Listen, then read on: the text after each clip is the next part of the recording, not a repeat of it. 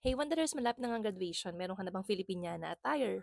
Kung wala pa, baka magugustuhan nyo tong i-unpack natin. So ito yung order ko last time. And mabilis naman siya dumating.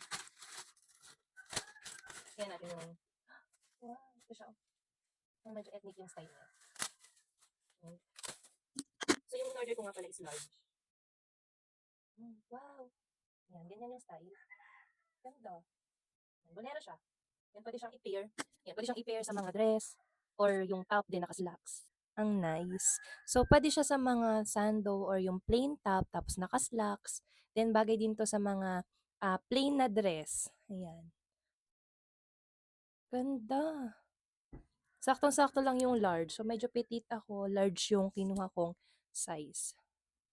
Pack na pack yung saan manggas niyo. Nice. So, if you want this bolero style na Filipiniana, iiwan ko na lang dito yung link. So, marami pa rin na available na colors dyan. So, check nyo na.